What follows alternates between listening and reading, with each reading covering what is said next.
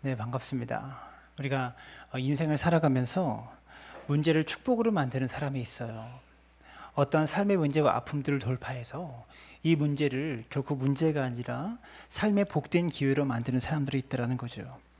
이것은 어떠한 문제 속에서 내가 어떠한 자세를 가지느냐 하는 것에 달려 있습니다. 어떤 사람은 문제 중에서 아무것도 배우지 못하고 어떤 사람은 문제 가운데서 무엇 하나라도 배워가고 깨닫는 사람이 있다는 거죠. 여러분, 진정한 실패가 무엇일까요? 진짜 실패. 우리가 사업에 실패하고 무엇을 실패했다고 그것이 실패가 아니라 그 실패를 통해서 내가 아무것도 배우지 못할 때 그것이 진짜 실패라는 겁니다. 우리의 실패의 경험들을 통해서 우리가 배우게 되면 그것은 실패가 아니라 내가 성장하는 것이고, 그 실패를 통해서 내가 아무것도 배우지 못한다면 비싼 값은 치렀지만 아무 이득이 없는, 아무 유익이 없는 그런 헛된 삶을 살아가게 된다는 것이죠. 이것처럼 우리가 문제를 통해서 단 한 가지라도 배우고 변화된 삶과 변화된 인격을 가질 수 있다면 우리 삶의 문제는 하나님께서 주신 복된 기회로 변화될 것입니다. 문제만 생각하지 말고 문제 후에 다가올 축복을 바라보고 문제를 통해서 내가 성장하고 내가 성숙되기를 바라십시오. 삶을 돌아볼 때 문제 속에서 믿음을 잃지 않으면 반드시 축복의 때가, 하나님께서 허락하신 복된 기회가 우리를 향해서 기다리고 있다는 거예요. 그 문제 앞에 믿음 잃지 않고 견딜 수 있게 되기를 바랍니다.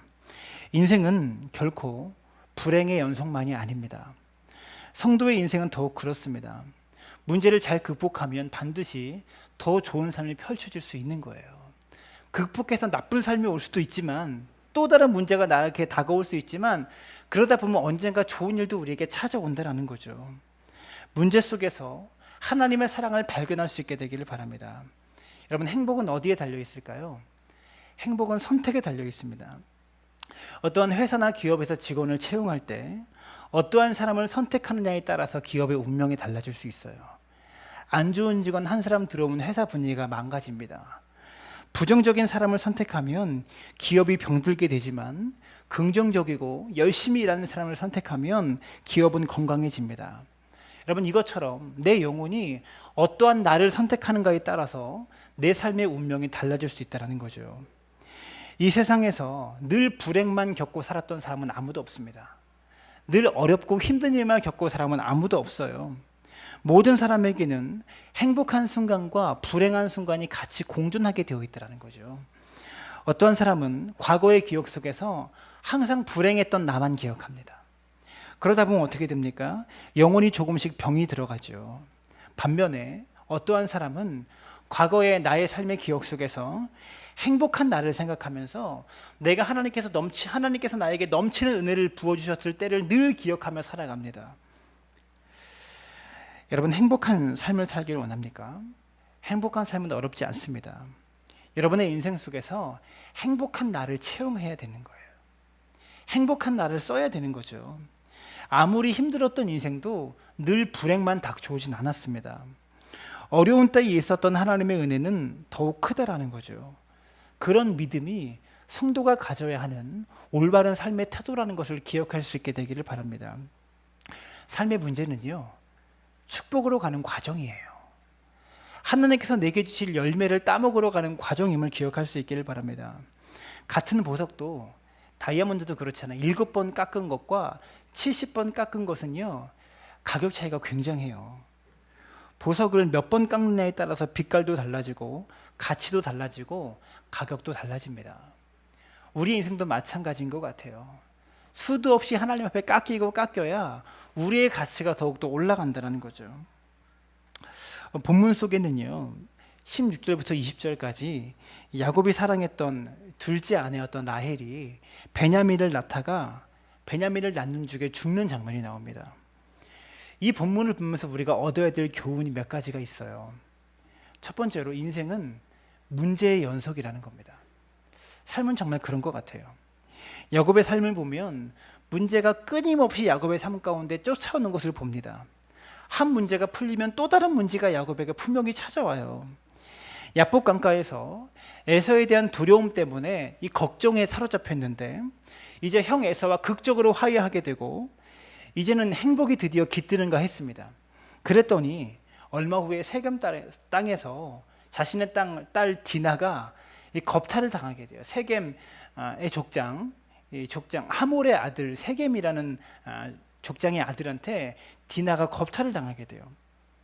결국 세겜 족속을 레위와 시므온이 다 죽인 후에 세겜에서 탈출해서 베델로 갑니다.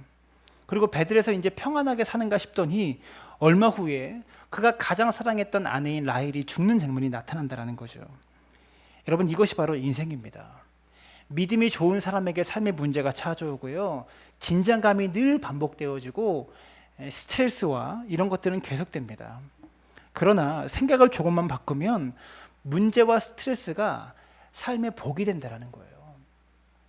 여러분, 바이올린을 연주할 때 이 적당한 세기로 이 바이올린 줄이 탱탱하게 당겨져 있어야 아름다운 소리가 나듯이 인생에서도 적당한 긴장감과 적당한 스트레스가 있어야 우리 인생도 아름다운 소리를 낼 수 있다는 것이죠. 너무 스트레스가 심하면 줄이 끊어질 수 있습니다. 그래서 적절한 휴식과 유머도 필요하고 편안한 삶의 분위기도 반드시 필요하지만 너무 풀어지면 안 된다는 거죠. 적당하게 조율된 긴장감이 우리 삶 가운데 늘 있어야 여러분, 우리의 삶도 아름다운 삶이 되고요, 아름다운 삶의 노래를 연주할 수 있다는 것입니다. 이것처럼 축복을 주시려고 하나님은 적당한 기도 제목을 주시고 적당한 스트레스를 주시고 적당한 삶의 문제들을 우리 가운데 늘 주시는 거예요. 여러분, 그러므로 어떠한 문제를 만나도 평안을 잃지 말고 하나님을 향한 믿음을 잃지 않게 되기를 바랍니다. 여러분, 대통령이 임기 말이 되면 레임덕이 발생한다고 그러죠. 지금 우리나라 박근혜 대통령의 정권도 레임덕이 발생하고 있는데, 이 레임덕이라는 말의 뜻이 이 뒤뚱거리는 오리라는 뜻이래요. 대통령의 권위가 떨어져서 국정 운영을 이 뒤뚱뒤뚱 그렇게 걸어가는 오리처럼 어렵게 이끌어간다라는 그런 말입니다.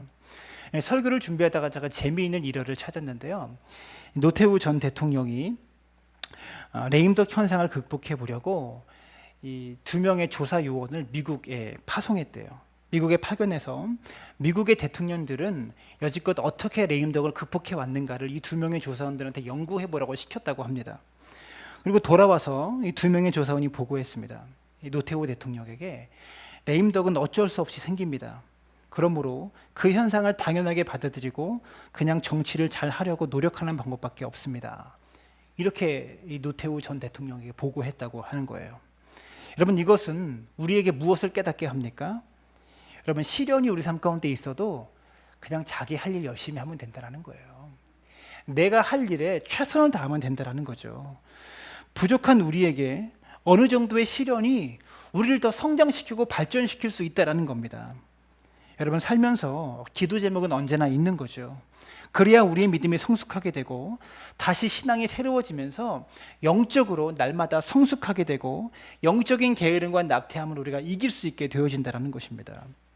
사랑하는 여러분, 문제를 너무 무서워하지 마십시오.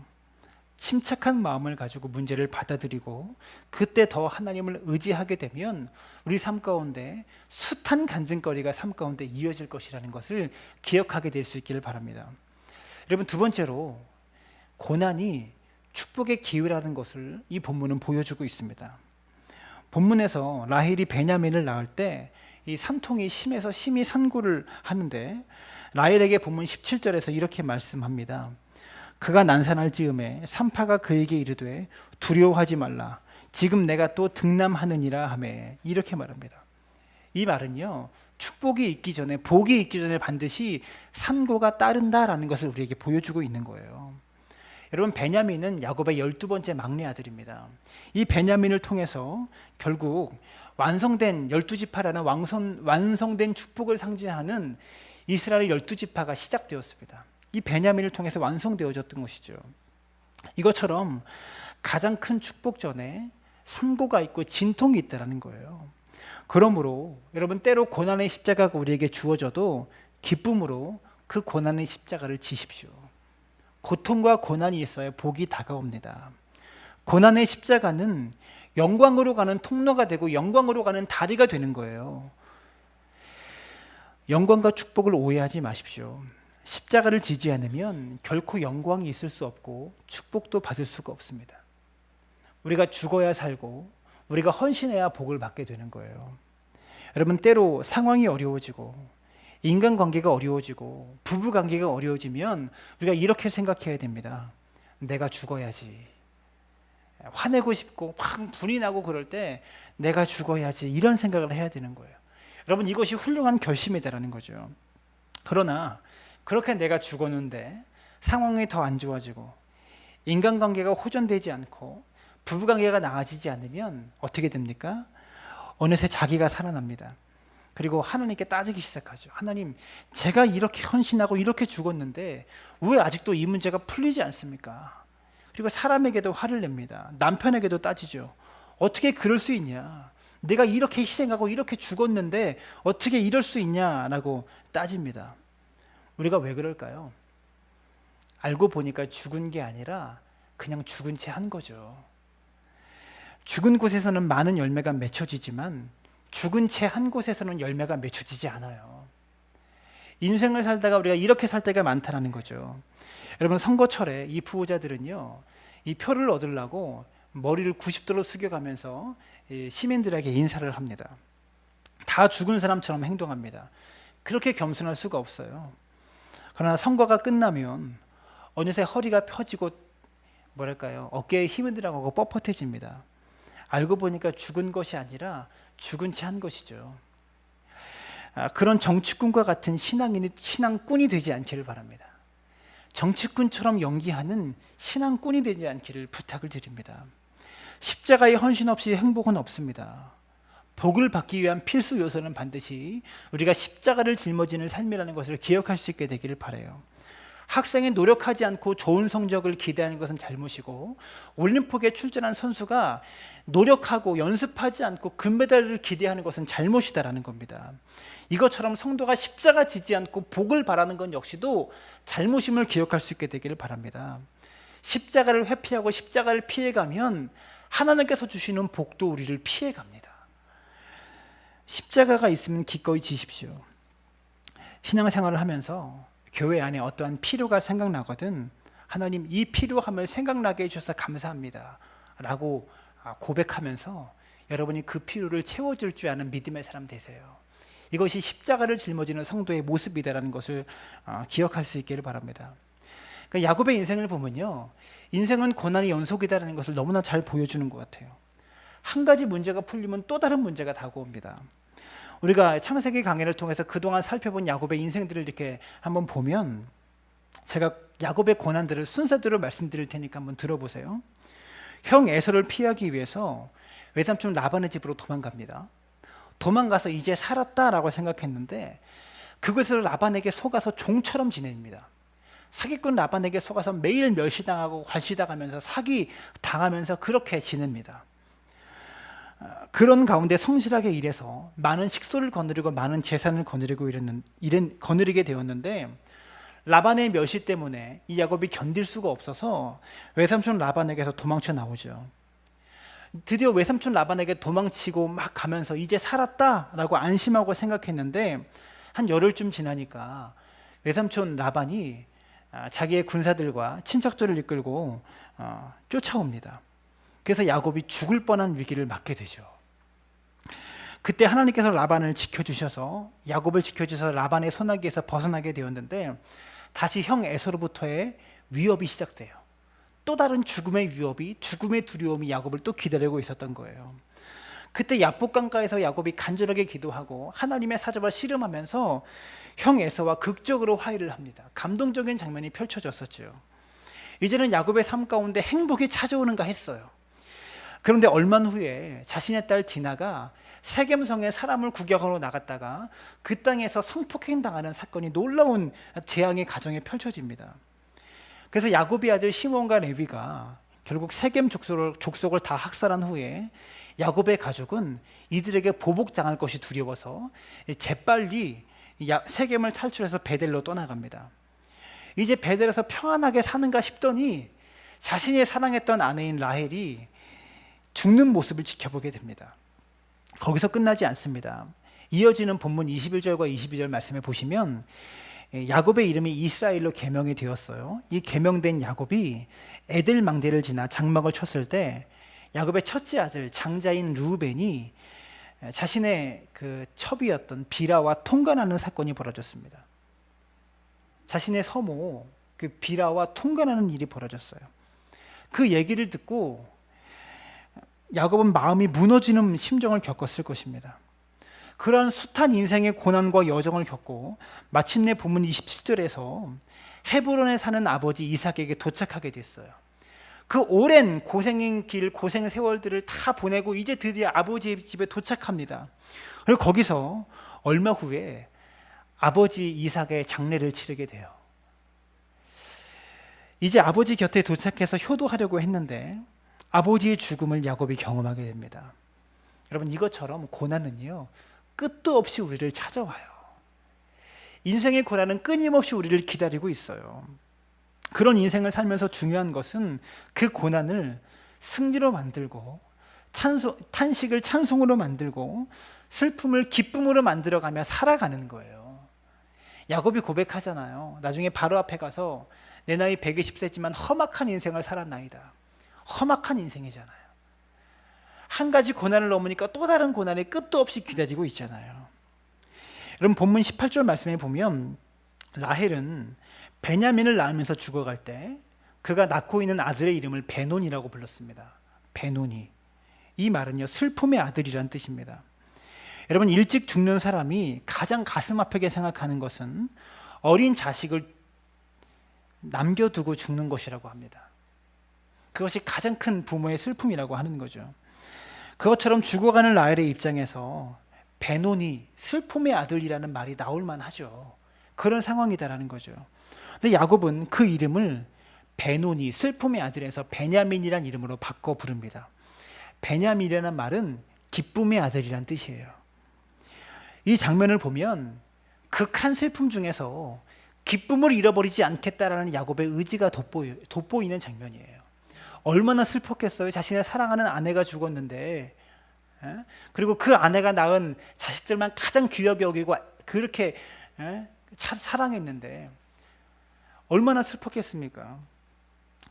그런데 이 슬픔 중에서도 기쁨만은 잃어버리지 않겠다라는 야곱의 의지가 돋보이는 것이죠. 사랑하는 여러분, 이것처럼 극한 슬픔에서도 기쁨을 말할 줄 아는 사람, 극한 슬픔 중에서도 기쁨을 볼 수 있는 사람, 이 사람이 믿음의 사람이라는 것을 기억할 수 있게 되기를 바랍니다. 특별히 본문은요, 말의 중요성을 깨닫게 됩니다. 여러분, 자신의 아들을 베논이 슬픔의 아들이라는 이름으로 계속 부르면 그 자녀는요, 기쁜 자녀가 되기 힘들죠. 늘 슬퍼하면서 인생을 부정적으로 살아갈 것 같습니다. 말이 중요합니다. 나는 불행하다라고 말하면 어느새 불행한 삶이 자신을 휘감게 되어지는 거예요. 그러나 나는 행복하다라고 고백하고 그렇게 생각하며 살아가면 어느새 행복이 자신을 휘감는 역사들을 경험하게 됩니다. 여러분, 누에 고치 아시죠? 누에는 자신의 입에서 나오는 실로 누에 고치를 짓습니다. 그리고 자신의 입에서 나오는 실로 만든 그 누에 고치 속에 들어가서 자기가 살아요. 마찬가지입니다. 이것처럼 나의 입에서 나오는 말이 나의 집이 되는 거예요.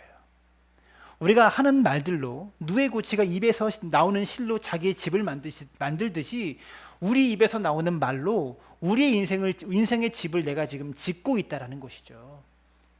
사랑하는 여러분, 여러분 어떤 집에 살고 계십니까? 한 문화평론가가 신문 사설에서 기고한 글을 보았습니다. 요새 신혼부부 사이에 이혼이 많잖아요. 그 이혼이 많은 이유 중에 하나는 호칭 때문이라고 합니다. 신혼부부들이요, 이 남편을 부르는 호칭 중에서 제일 많이 부르는 호칭이 오빠라는 호칭이래요. 여보, 막 이렇게 남편이 이렇게 부르지 않고 오빠라고 부른다고 합니다. 그렇게 오빠라고 부르니까 부부가 아닌 오빠로 알고 헤어지는 것도 오빠랑 헤어지는 것처럼 쉽게 헤어진다고 하는 거죠. 이것처럼 말은 생각에 영향을 미치고 삶에도 영향을 미치고 그 사람의 인격에도 영향을 미치게 되어 있다는 것을 기억할 수 있게 되기를 바랍니다. 말은 자신을 빚어가고 자신을 완성시켜 가는 것이죠. 그러므로 여러분, 말을 조심할 수 있게 되기를 바랍니다. 가끔씩 자녀가 무서운 꿈을 꾸고요, 공포에 젖을 때가 있어요. 그때 부모가 어떤 말을 해줘야 됩니까? 무서운 꿈을 꿀 때 저희 동아도 자다가 울면서 일어났더라고요. 얘가 꿈을 꾼 거예요. 어떤 내용인지 모르는데 자다가 울면서 막 이렇게 엄마를 깨울 때가 있더라고요. 이렇게 무서운 꿈을 꾸면서 공포에 젖을 때 부모가 무슨 말을 해줘야 합니까? 가끔씩 나도 그런 꿈을 꾸는 적이 있는데 그때마다 좋은 일이 꼭 하나씩은 생겼단다. 이런 말을 자녀에게 해 주라고 이 책에 나오더라고요. 그 말 한마디가 자녀들에게 공포와 두려움을 넉넉히 이길 수 있는 힘을 줍니다. 이런 부모의 말 한마디는요, 어떤 능력 있는 예언자의 예언의 말 한마디보다 더 위대한 거예요. 파스칼은 인간은 생각하는 갈대다라고 말했습니다. 갈대가 마구 바람에 흔들리잖아요. 그것처럼 인간은 생각하는 갈대다라고 말합니다. 생각이란 말은요, 살 생자와 깨달을 각자의 합성어라고 합니다. 쉽게 말하면 생명 있는 자의 깨달음, 이것이 생각이라고 하는 거예요. 그래서 어떠한 생각을 하며 사느냐 하는 것이 삶의 내용과 삶의 질을 결정한다고 합니다. 말과 생각을 긍정적으로 바꾸십시오. 문제는 나쁜 것이 아닙니다. 문제 속에서 삶의 진리를 우리는 깨닫게 되어 있다는 것입니다. 여러분, 세상의 즐거움과 쾌락과 함께 인생을 걸어가 보십시오. 인생에 얻을 만한 것이 하나도 없습니다. 지혜도 얻지 못하고 건강도 얻지 못합니다. 그러나 우리 삶에 다가오는 인생의 문제와 함께 삶을 걸어가 보십시오. 그러면 수많은 인생의 진리들을 깨닫게 되어 있을 겁니다. 야곱은 가장 사랑했던 라헬이 죽는 이런 상황 속에서도 기쁨을 노래하며 살겠다고 작정합니다. 그렇다면 구원과 천국의 소망이 더욱 확실한 우리들은 어떤 고난과 어떤 아픔이 와도 더욱더 기쁨을 노래하는 자가 되어야 하는 거죠. 값없이 구원받은 우리는 어떻게 인생을 살아야 하겠습니까? 사랑하는 여러분, 지나온 인생과 삶을 살펴보십시오. 어떠한 해도 문제가 없었던 해는 없습니다. 해마다 정치는 혼란했고, 사회는 불안했고, 경제는 어려웠고, 곳곳에 문제가 많았습니다. 그러나 모든 문제를 뚫고 지금 우리가 여기까지 왔잖아요. 얼마나 감사한 것입니까? 이것처럼 문제가 없는 것이 감사한 것이 아니라 문제가 있는 상황 속에서도 우리가 믿음을 잃지 않고 지금 이 자리에도 나와 있다는 것이 더 큰 은혜임을 기억할 수 있게 되기를 바랍니다. 우리가 큰 성취는 못했어도 우리가 찾기만 한다면 삶 가운데 감사할 만한 일이 무수하게 널려 있다는 것을 기억할 수 있기를 바랍니다. 사랑하는 여러분, 믿는 저와 여러분은요, 항상 마음속에 감사와 기쁨이 넘쳐나야 합니다. 이러한 삶의 고난 속에 이렇게 야곱처럼 인생의 고난과 삶의 문제들이 끊임없이 다가온다고 하여도 늘 기쁨을 선택하고 결단할 수 있는 믿음의 사람들 되어지기를 주님의 이름으로 부탁을 드립니다. 그 믿음으로 삶의 문제와 삶의 어려움들을 다 돌파할 수 있는 하나님의 사람들 되어지기를 주님의 이름으로 축원합니다.